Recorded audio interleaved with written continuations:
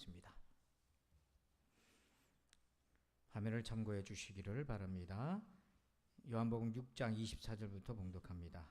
무리가 거기에 예수도 안 계시고 제자들도 없음을 보고 곧 베드로를 타고 예수를 찾으러 가버나움으로 가서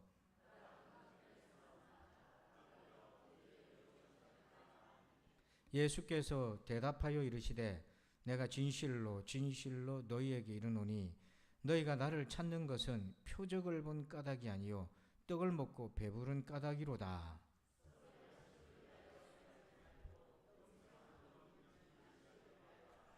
이 양식은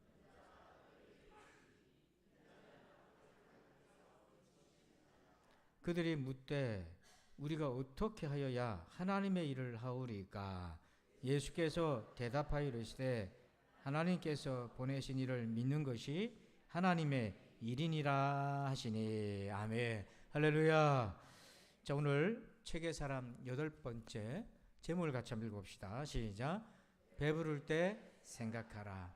하나님은 우리의 기도에 응답하십니다. 우리의 필요를 채워주십니다. 믿으시길 바랍니다. 예전에는요, 단기 선교가 참 많이 붐이 일어났습니다. 그래서 단기 선교를 가서 은혜를 많이 받고 돌아와서 선교의 꿈을 꾸고 선교사로 헌신한 분도 많아요. 한 신학생 가정인데 8, 90년대입니다. 공산권으로 이제 동유럽의 공산권으로 단기 선교를 가는 프로그램이 있었는데요. 이분의 가정이 생활이 넉넉지가 않아서 못 가는 형편이 되었습니다. 그때 당시 금액으로 한 200만 원 이상이 돈 들어가니까 적은 금액이 결코 아니지요. 그래서 너무 마음이 소원하고 허전해서 하나님 이번에는 못 가네요. 다음에는 꼭 갈 수 있도록 좀 도와주시면 감사하겠습니다 하면서 원망하고 불평하기보다는 감사하면서 집으로 돌아왔어요. 근데 집 앞에 대문 앞에 우체함이 우편물이 와 있습니다. 습관적으로 이렇게 뜯어보는데 낯선 우편물이 하나 와 있어요. 이게 뭐지 하고 보니까 부동산 회사에서 보낸 우편물인데 이분이 2년 전에 집안 사정이 있어서 어쩔 수 없이 집을 팔게 되었습니다. 그래서 부동산 중개 회사에서 그걸 다 진행을 했는데요. 외국은 그렇게 하는 게 많으니까. 근데 거기에서 계산착오로 금액을 이 착오가 생겨서 덜 보냈다는 거예요. 그 금액이 뭐냐면은 그때 당시 돈으로 2,280달러. 그때 단기 선교에 필요한 금액이 2,000달러 정도 됐거든요. 바로 그날 하나님이 채워주셔서 정말 감사하는 마음으로 단기 선교를 가게 됐고 그날 그 선교 때문에 이분의 삶이 바뀌는 은혜가 있었어요. 여러분, 하나님이 우리의 필요를 채워주심을 믿으시길 바랍니다. 특별히 지금 이 자리에 영의 필요, 또 마음과 생각의 필요, 또 육신의 필요가 있는 분들은 하나님께 기도하시길 바랍니다. 오늘 우리 찬송을 불렀잖아요. 우리가 기도하는 것보다 생각하는 것보다 더 넘치게 하실 분을 신뢰하시길 바랍니다. 자, 그런데 그때 우리가 생각해야 돼요. 우리 응답을 받고 충만해질 때 생각해야 됩니다. 26절을 한번 같이 읽어봅시다. 시작. 예수께서 대답하여 이르시되 내가 진실로 진실로 너희에게 이르노니 너희가 나를 찾는 것은 표적을 본 까닭이 아니요 떡을 먹고 배부른 까닭이로다. 아멘. 우리가 왜 예수님을 찾습니까? 지금 예수님이 이 본문 사건 이전에 오병이어의 기적을 베푸셨어요. 그래서 그 떡을 먹고 배불렀던 사람들이 예수님을 찾아왔는데 예수님을 임금으로 세우려고 막 그러니까 예수님 그 자리를 피하셨어요. 그래서 예수님이 있는 곳까지 배를 타고 이 사람들이 찾아왔어요. 그때 예수님이 자기를 찾는 무리들에게 이렇게 얘기하십니다. 너희가 나를 찾는 것은 표적을 본 게 아니라 표적을 본 까닭이 아니라 떡을 먹고 배부른 까닭이로다. 이렇게 얘기해요. 여러분, 떡을 먹고 배불렀다. 인생의 문제를 해결해 주셨다는 겁니다. 우리의 필요를 채워주셨다는 겁니다. 주님은 우리의 현실의 문제를 해결해 주시는 은혜가 있으면 믿으시길 바랍니다. 그런데 그것만 보고 예수님을 찾아온다면 그건 신앙생활의 절반밖에 안 된다는 거예요. 예수님은 우리를 단지 이 땅에서 배부르게 하기 위해서 오신 분이 아니기 때문에 그렇습니다. 그래서 이 떡을 먹고 육신의 배가 부른 사람들은 예수님을 호칭을 뭐라고 하냐면 랍비요 혹은 임금이요 이렇게 불러요. 그게 뭐냐면 우리의 현실 문제를 해결해 줄 지도자로 세우려고 막 그렇게 한 겁니다. 그러나 예수님은 우리가 하나님의 아들로 믿는 거예요.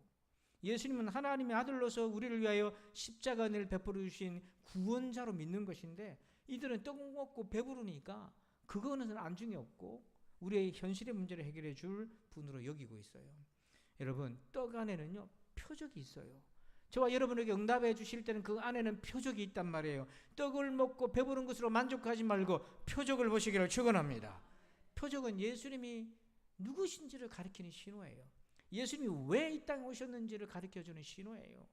그 신호를 붙잡으시길 바랍니다. 그러면 이 떡에는 어떤 표적이 있고 신호가 있나? 우리가 붙잡아야 될 신호가 세 가지가 있어요.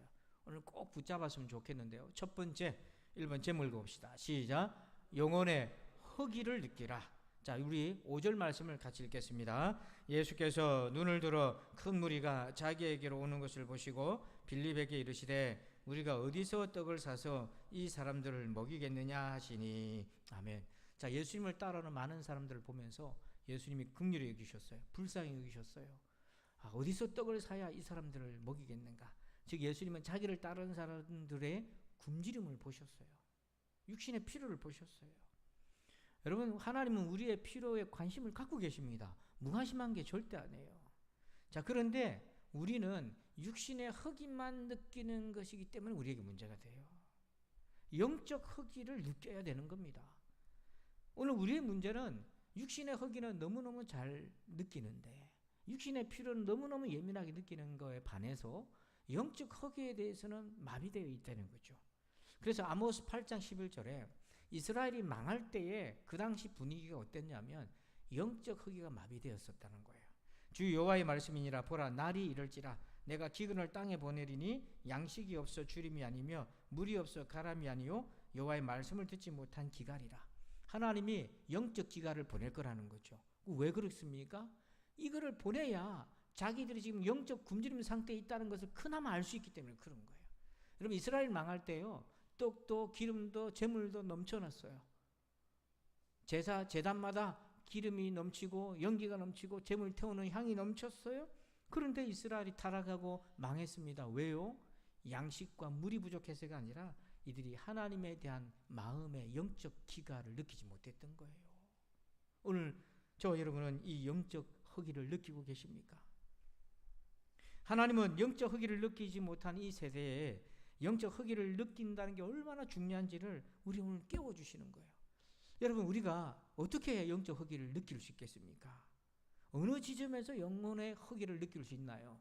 오늘 본문은 사실은 요한복음 6장 전체를 봐야 되지만 줄여서 봤는데 44절을 한번 볼까요? 같이 한번 읽어봅시다. 시작. 나를 보내신 아버지께서 이끌지 아니하시면 아무도 내게 올 수 없으니 오는 그를 내가 마지막 날에 다시 살리리라. 아멘. 예수님이 우리를 마지막 날에 다시 살리신다 했을 때 여러분, 빨간 것이 마지막 날을 주목해 보세요. 여러분, 마지막 날을 생각하고 사십니까? 마지막 날은 죽음이 아닙니다. 죽음은 마지막이 아니에요. 죽음 이후에 하나님의 심판이 우리에게는 마지막 날인 거예요. 우리 모두가 하나님의 심판을 받습니다. 여러분, 예수님이 이 땅에 오신 목적이 뭐냐면 하나님의 심판이 있다는 걸 우리에게 알려주신 거예요. 그리고 그 심판을 준비하라고 말씀하신 거예요. 그래서 교회는 끊임없이 주기적으로 하나님의 심판을 강조할 수밖에 없어요. 신앙생활이라는 게 뭐냐면, 예수 믿는다는 게 뭐냐면 우리 모두가 하나님의 심판을 받는다는 걸 믿는다는 것이고, 그리고 그날 심판을 준비한다는 것입니다. 그래서 하나님의 심판을 믿는 사람은 두 가지를 준비해요. 하나는 이 땅에서 하나님의 자녀로 살아가는 것입니다. 두 번째는 뭐냐면 내가 하나님께부터 받은 사명이 있어요. 가정과 일터와 신자의 사명이 있는데 이 사명을 충성하며 사는지, 이 두 가지를 초점을 둬요. 여러분은 내가 정말 하나님의 심판대 앞에 섰을 때 너는 하나님의 자녀가 맞아, 너는 나의 사명에 충성했구나, 이런 하나님의 인정을 받을 수 있는 그런 생각을 하면서 신앙생활을 하고 있는지를 한번 돌아보십시오. 만약에 우리가 하나님의 심판을 믿지 않는다면, 부정한다면 우리의 삶은 준비되지 않은 무방비의 인생을 살게 됩니다. 러시아의 옛 구소련에 두 인물이 대립한 게 있어요. 종교를 가지고. 칼 마르크스는 뭐라고 얘기했냐면 종교는 인민의 아편이다, 기독교는 인민의 아편이다, 이렇게 얘기했어요. 칼 마르크스는요. 같은 동시대 러시아 작가인 미워시는 뭐라고 했냐면 인민의 아편은 죽고 나면 아무것도 없다는 유물론적 믿음이 아편이라고 했어요. 그나마 하나님의 심판을 믿는 사람은 이 땅에서 조심하며 삽니다. 죄짓지 않고 살려고 해요. 그러나 유물론자는 죽음으로 끝이다 그런 생각을 갖고 있기 때문에 심판에 대한 의식이 없어요. 그래서 원하는 대로 죄를 지을 수 있어요. 얼마든지 죄를 범할 수 있어요. 그러니까 이 유물론적 믿음이야말로 사람의 아편이라는 거예요. 그래서 지금도 얼마나 많은 사람들이 죽고 나면 아무것도 없다라고 하는 이 아편에 중독되어서 삶을 얼마나 방탕하게 살아갑니까? 그래서 우리가 이 하나님의 심판이라고 하는 렌즈로 세상을 보면, 믿게 되면 내가 오늘 이 땅에서 어떻게 살아야 될지 답이 딱 나오는 거예요. 여러분, 하나님의 심판을 믿으시길 바랍니다. 예수 믿는 사람은, 교회 다니는 사람은 하나님의 심판을 믿는 사람인 거예요. 그걸 믿지 않는다면 신앙생활에 존립 근거가 없어지는 거예요. 요즘 일본에 노인분들에게 유행하는 것이 하나 있습니다. 메루카리 슈카츠라고 하는 문화가 유행하는데요. 이 메루카리라는 거는 중고 판매를 얘기하는 거고, 우리 같으면 당근 앱 있잖아요. 중고 판매하는 거. 중고나라 이런 거 있잖아요. 근데 슈카츠는 뭐냐면 한자 말로 종활, 사람이 죽기 전에 마지막 활동, 뭐 이런 의미를 갖고 있어요. 이게 뭔가 봤더니 일본 분들이, 노인분들이 죽기 전에 자기가 가지고 있던 옷, 가구, 물건, 소중히 여기는 소장품들이 있잖아요. 그 죽고 나면 아무 소용도 없는 거고 하니까 그걸 미리 판답니다. 싸게 파는 거예요.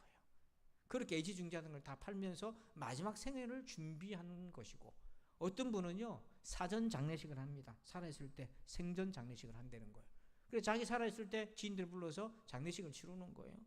그래서 죽고 나면 누가 왔는지 알 수도 없으니까 그렇게 장례를 준비한다는 거죠. 여러분, 그렇게 죽음을 준비하는 것도 지혜롭지만 여러분, 죽음 너머를 준비해야 되지 않겠습니까? 죽음 이후를 준비하셔야죠. 그래서 오늘 우리가, 주님이 우리에게 배부르게 응답해 주신 것은 그냥 우리가 떡을 먹고 배부르는 것이 아니라 그 죽음 이후를 준비하라는 표적을 봐야 되는 거예요. 그렇기 위해서 우리가 영적 허기를 느껴야만 하는 것입니다. 두 번째는요, 이번 제목을 봅시다. 시작. 오병이어에 속지 말자. 자, 우리 27절 한번 같이 읽을까요? 시작. 썩을 양식을 위하여 일하지 말고 영생하도록 있는 양식을 위하여 하라. 이 양식은 인자가 너에게 주리니 인자는 아버지 하나님께서 인치신 자니라. 아멘. 자, 썩을 양식, 이걸 좀 오해하면 안 됩니다. 부패한 음식이라는 게 아니에요. 썩을 양식은요, 본문에서는 오병이어를 가리켜요. 자, 6장 9절에 보면 오병이어가 뭡니까?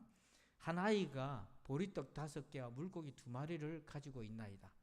그러나 그것이 이 많은 사람에게 얼마나 되겠사옵나이까.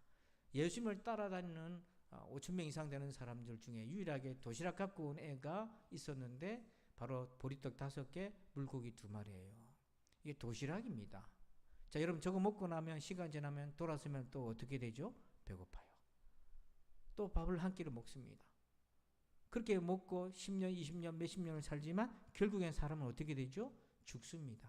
그래서 썩을 양식이라는 거예요. 죽음을 해결할 수 없는 양식이라는 거죠. 이게 썩을 양식입니다. 그래서 오늘 이 썩을 양식을 우리가 볼 때에 그걸만 바라보지 말고 이 오병이어는 하나님의 심판날에 우리를 살릴 수 없다는 걸 알아야 돼요. 그래서 이 오병이어를 통해서 우리에게는 또 다른 양식이 있다는 걸 발견해야 됩니다. 그게 뭐냐면 27절에 보니까 썩을 양식을 위하여 일하지 말고, 그 다음 뭐라고 되어 있습니까? 영생하도록 있는 양식을 위하여 하라. 영생하도록 있는 양식이 뭐냐면 그 양식을 먹으면 죽음 넘어 하나님의 심판을 준비할 수 있는 영원한 생명 구원을 얻는 양식이 있다는 거예요. 여러분, 우리가 이 양식을 얻기 위해서 신앙생활을 하는 것입니다. 이 양식이 무엇입니까? 이 양식은 바로 우리 알잖아요. 다 답을 알잖아요. 답을 봅시다. 48절에 시작. 내가 곧 생명의 떡이니라. 아멘. 예수님이 생명의 떡이십니다. 예수님이 저와 여러분에게 영원하도록 살아가는 영생의 구원의 떡이 되어 주시기 위해서 오셨다는 겁니다. 자, 그런데 이 뻔한 얘기를 제가 왜 드릴까요? 사람들이요, 안 믿는 사람들은 냅두고 신자들이 이 영원한 양식에 별로 관심이 없어요. 여러분, 오늘 영원한 양식 얻기 위해서 오셨습니까? 그 양식을 확인하고 그 양식을 먹고 새롭게 되게 하기 위해서 오셨나요? 신앙생활은요, 주님의 은혜가 있으면 새로워져요. 새로워지는 것은 믿음이 20년, 30년, 50년이 되어서도 오늘 처음 믿는 것처럼, 그러나 깊이와 넓이는 이전과 달라요. 처음 믿는 것처럼 새로운 거예요, 여러분. 깊이와 넓이는 예전하고 다릅니다. 하지만 오래 믿어서 시큰둥해지고 익숙해진 것이 아니라 오늘 또 새로운 거예요. 오늘 또 설레는 거예요. 그런데 이 설렘을 가로막는 게 있다니까요. 그게 뭐냐면 썩을 양식 오병이어가 우리를 가로막아요. 오병이어는 두 종류가 있습니다. 첫 번째가 뭐냐면 급한 오병이어가 있어요. 이 급한 오병이어는 뭐냐면 생명의 땅에 관심을 주지 못하도록 가로막는 겁니다. 그게 바로 에서가 바로 이 긴급한 오병이어의 함정에 빠졌어요. 사냥터에 돌아와서 너무 배고팠는데 야곱이 죽을 쓰고 있었어요. 그 죽을 달라 하니까 야곱이 장자권과 거래하자고 했습니다. 그때 어떻게 했습니까? 34절에 야곱이 떡과 팥죽을 에서에게 주매 에서가 먹으며 마시고 일어나 갔으니 에서가 장자의 명분을 가볍게 여김이었더라. 장자의 명분을 하나님의 자녀라고 한번 생각해 보면 지금 당장 배고파 죽겠는데, 지금 당장 생활이 어려운데, 지금 당장 지금 큰 문제가 생겼는데 내가 하나님의 자녀라는 신분, 이게 뭐가 그래 중요하나? 라는 식의 급한 오병이어에 빠진다는 거예요. 당장 이 문제를 해결해야 되니까 하나님의 자녀의 명분은 뒤로 확 밀려가는 거죠.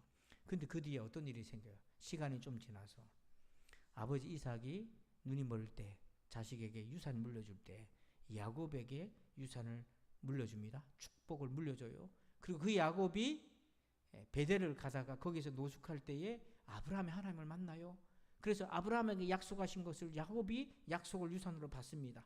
그리고는 구원의 계보가 이 야곱을 통해 이어져 가는 거예요. 그걸 뒤늦게 알았던 에서는요, 분노하고 한이 맺혔어도 늦었어요. 왜냐하면 그는 이미 오래전에 그 팥죽으로, 그 긴급한 오병이어로 하나님의 자녀라는 명분과 바꿔버렸던 거죠. 그 결과가 시간이 지나서 온 겁니다. 즉각적으로 온다면 우리가 깨달을 텐데 나의 그 선택이 10년 뒤, 20년 뒤에 되돌아오는 거예요. 두 번째 속지 말아야 될 오병이어는 뭐냐면 너무너무 맛있는 오병이어에 속으면 안 됩니다. 자, 우리 19절 한번 읽어볼까요? 누가복음 16장 19절 시작. 한 부자가 있어 자색 옷과 고운 베옷을 입고 날마다 호화롭게 즐기더라. 아멘. 여러분, 우리가 이 부자처럼은 아니더라도 즐기는 것에 빠지면 안 돼요. 모든 것이 가하나 모든 것이 뭐하지 않다. 이 군짝이 안 맞네. 모든 것이 가하나 모든 것이 뭐하지 않다. 유익하지 않다. 바울 선생님이 하신 말씀이잖아요. 제가 순간 당황이 됩니다, 지금. 모든 것이 가하나 모든 것이 유익한 건 아니에요. 그 유익의 기준은 뭐냐면 믿음을 세우는 거예요. 우리가 이 세상에 살고 있기 때문에 즐길 수 있어요. 하나님 주신 거니까 또 마음껏 즐겨야 됩니다. 하지만 그것이 믿음의 유익을 능가하는 수준으로 가버리면, 초월하는 수준으로 가버리면, 추월하는 대로 가버리면 사고 난다는 거예요. 그래서 지금 이 세상에는 많은 사람들이요, 너무 오병이어가 맛있어요. 대한민국처럼 오병이어를 이렇게 맛있게 제조한 나라가 없습니다. 뭐 여담입니다만은 치킨 하나의 주제를 가지고도요, 얼마나 많은 종류가 많은지 몰라요. 그렇게 되면 어떤 일이 생기나? 누가복음 21장 34절에 한번 읽어봅시다. 시작. 너희는 스스로 조심하라. 그렇지 않으면 방탕함과 술 취함과 생활의 염려로 마음이 둔하여지고 뜻밖의 그날이 덕과 같이 너에게 임하리라. 즐기는 건 괜찮지만 유익이 되지 못하는 순간이 어떤 거냐면 그 일로 인해서 마음이 어떻게 된다고 되어 있어요? 둔해져요. 좌우에 날이 선 검처럼 나의 영과 혼과 관절과 골수를 찔러 세우게 해서 내 안에 있는 마음의 생각과 뜻을 다 드러내어서 하나님 앞에 투명하게 나아가야 되는데 이 날이 둔해져요. 이게 무서운 거예요. 이렇게 되면 미지근한 사람이 되는 겁니다. 지금 제가 이런 얘기를 할 때 시큰둥하신 분들이 있을 거예요. 영원한 생명 양식 그래도 별로 와닿지도 않고 지금 세상에 오병이어, 급한 오병이어, 맛있는 오병이어에 빠져 있기 때문에 시큰둥해질 수 있어요. 여러분, 제가 시큰둥하다는 표현을 썼는데 그 뜻이 무엇입니까? 혹시 아세요? 시큰둥하다는 뜻이 뭐냐면 달같이 아니하거나 못마땅하여 시들하다 이런 뜻이에요. 깨어나시길 바랍니다. 영원한 생명의 양식을 바라보며 깨어나시길 바랍니다. 너희가 나를 찾는 것은 떡을 먹고 배부른 까닭이로다. 표적을 왜 못 보냐. 사랑하는 성도 여러분, 급한 오병이요 맛있는 오병이에 속지 마시길 바랍니다. 그걸 통해서 영원한 생명의 양식을 바라보시길 바랍니다. 마지막 세 번째예요. 제목 읽어봅시다. 시작. 일하듯 믿으라. 한 번 더 읽어볼까요? 시작. 일하듯 믿으라. 그러면 어떻게 영원한 생명의 양식을 얻습니까? 자, 27절 보세요. 썩을 양식을 위하여 일하지 말고 영생하도록 있는 양식을 위하여 뭐하라? 일하라. 이렇게 얘기해요. 즉 우리 성경에는 일자가 빠져있지만 원문에는 똑같이 일하라는 겁니다. 여러분, 신앙생활을 어떻게 해야 되냐면 일하듯 해야 돼요.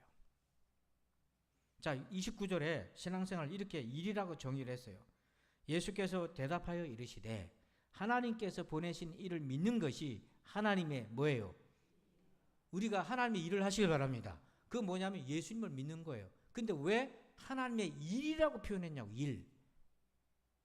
왜 노동이라는 표현을 썼냐 이 말입니다. 신앙생활을 노동의 수준으로 해야 된다는 거예요.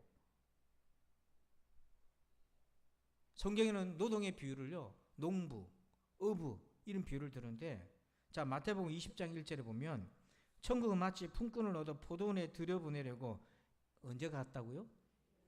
이른 아침 난 잠 다 잘 때 깨어나서 이 포도원 추수를 위해서 일꾼 구하러 나가는 거예요.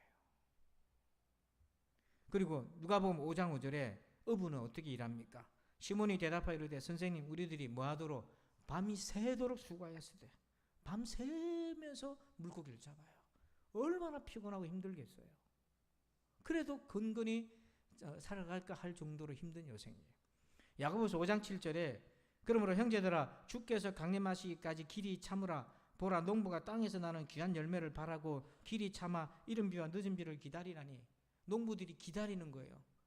그 열매 맺을 때를 생각하면서 신앙생활도 기다리는 거예요. 구원의 때를 기다리면서. 그러나 기다릴 때 농부들이 아무것도 안 하고 있는 게 아니잖아요. 이른 아침에 가서 씨를 뿌리고 거름을 주고 물을 주고 햇볕도 틔우고 병충해도 맞고 그렇게 부지런히 합니다.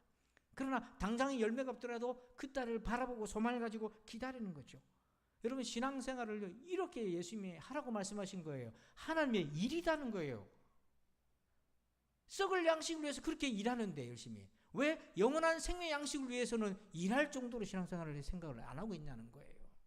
그래서 로마서 12장 11절에 바울이 이렇게 얘기합니다. 한번 같이 읽을까요? 시작. 부지런하여 게으르지 말고 열심을 품고 주를 섬기라. 아멘. 신앙생활을 어떻게 하라고 되어 있습니까? 부지런해야 된다고요. 게으르면 안 된다고 되어 있어요. 목사님은 직장도 안 다니니까 그런 얘기 하지요. 우린 직장 다니면 주일 나오기도 힘든데요. 저도 직장을 다닙니다. 왜 안 다닙니까? 새벽부터 일어나서 여러분 하루 종일 책상에 앉아가지고 설교 준비해 보세요. 제가 했던 설교 또 해보세요. 뒤에 계신 분들 어떻게 얘기하겠어요? 앞에 계신 분들 목사님 요즘 설교 준비도 안 하고 말이에요. 땜병 그렇게 얘기할 건데요. 지난 16년 동안 똑같은 설교 안 하려고 발부둥을 칩니다. 발부둥을 쳐요. 정말 은혜로운 예언을 한 번씩 더 해요. 저 어떻게 하냐면 제가 개인 블로그를 제가 작성하고 있거든요.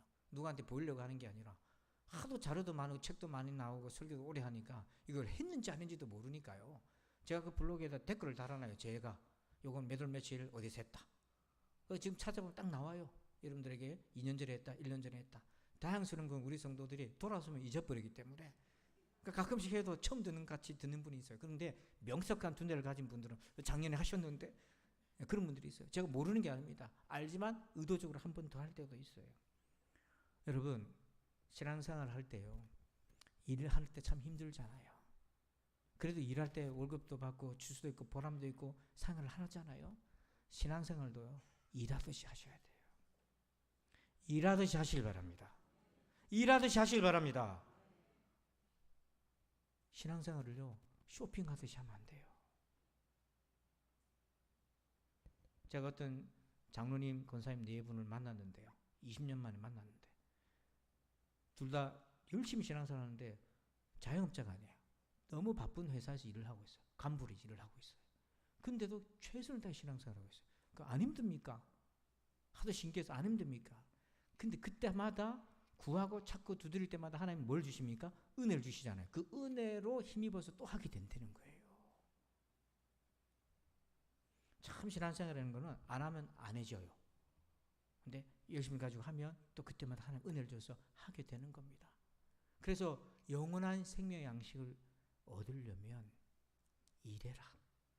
뭐가 일이냐면 예수님을 믿는 것이 하나님의 일이다. 그렇게 얘기하는 거예요. 여러분 새벽도 깨우시길 바랍니다. 예배도 깨우시길 바랍니다. 좀 미안한 표현이지만요. 가끔씩 제가 이런 기도를 합니다. 하나님, 우리 성도들이요, 예배 시간에 집에 있을 때 가슴이 막 괴로워지게 해주세요. 막 괴로워서 견딜 수 없게 해주세요. 예배당에 한 사람 자리 채우는 게 중요한 게 아니에요. 살아야 되니까 마지막 날에 하나님의 심판대 앞에 구원받아야 되니까 그거 하라고 저 목사 세운 거 아닌가 하나님이. 그래서 제가 이렇게 강조할 때에 저 미워하지 마시고 여러분 주님의 은혜가 함께 하시기를 축복합니다. 조지 허버트라고 하는 분이 묘약이라고 하는 시에 이런 구절이 있어요. 유리창을 바라보는 사람은 창에 눈이 머물 수도 있다. 그러나 원한다면 그의 눈은 유리창을 통해 그 너머 하늘을 볼 수도 있다. 하나님이 저와 여러분의 기도에 응답을 해주셔서 배부르게 해주시고 문제를 해결해 주셨어요. 그래서 그것만 볼 수도 있어요. 그 자체만. 근데 그걸 통해서, 그 떡을 통해서 표적을 보는 사람이 있어요. 영원한 생명의 양식을 보는 사람이 있어요. 저는 그런 사람이 되기를, 여러분이 그런 사람 되기를 주님의 이름으로 축원합니다. 여러분 오늘 왜 주님 찾아오셨습니까? 주님이 주신 떡을 먹고 인생 문제가 해결되었기 때문입니까? 그렇다면 배부른 그때에 생각하세요. 왜 떡을 주셨는지 세 가지를 기억하세요. 영적 흑의를 느끼고 있는가? 두 번째, 영원한 생명의 양식을 구하라. 세 번째, 일하듯 믿으라. 이 말씀을 가슴에 새기셔서 오늘도 배부를 때 주님 생각하는 저와 여러분 되기를 주의 이름으로 축원합니다. 아버지 하나님 감사합니다. 너희가 나를 찾은 까닭은 떡을 먹고 배부른 까닭이로다. 표적을 본 것이 아니라다 말씀하셨는데 주님 매 순간 우리에게 응답하시고 함께 하신 은혜를 믿습니다. 그러나 우리가 떡만 보지 말게 하시고 그 떡을 통해 표적을 보게 하여 주옵소서. 십자가와 부활과 영원한 생명의 표적을 보아서 하나님 마지막 때를 준비하게 하여 주시옵소서. 깨어나게 하여 주시옵소서. 감사하며 예수님의 이름으로 기도하옵나이다. 아멘. 우리 다 함께 자리에 일어나시겠습니다. 우리 사명선언문을 같이 함께 읽겠습니다. 부산진 사명선언문. 내가 주께로 이웃을 주께로. 2023년 주제 마음을 깨끗하게. 아멘. 앞뒤 좌우로 서로 인사합시다. 배부를 때 생각합시다. 인사합시다. 배부를 때 생각합시다. 예수를 사네. 우리 함께 찬양하며 결단합시다.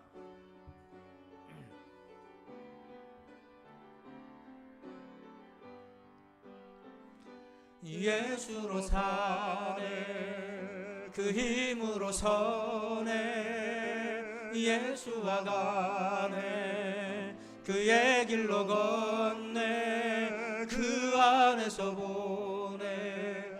그 영광을 보네. 예수로 예수의 삶으로. 다시 한번 고백합시다. 예수로 사네. 예수로 사. 아멘 아멘. 그 힘으로 사네. 예수와 가네. 그의 길로 걷네. 그 안에서 보네. 그 영광을 보네. 예수로 예수의. 우리 마지막 한 번 더 고백합시다. 예수로 사네. 예수로 사네. 그 힘으로 서네. 아멘. 예수와 가네. 그의 길로 걷네. 그 안에서 보네. 그 영광을 보네. 예수로 예수의 삶으로 사네. 이제는 우리 구주 예수 그리스도의 은혜와 하나님 아버지의 그 크고 놀라우신 사랑하심과 성령님의 감화감동 교통의 충만하심의 역사하심이 하나님이 우리의 삶을 책임지시고 공급하시고 응답하실 그때 떡을 먹고 배부르고 참 감사한 그때 떡만 보지 말고 표적을 보며 하나님의 영원한 구원의 자리를 바라보며 나아오길 원하는 우리 모든 신자들 위해 이제부터 영원토록 함께 계실지어다. 아멘.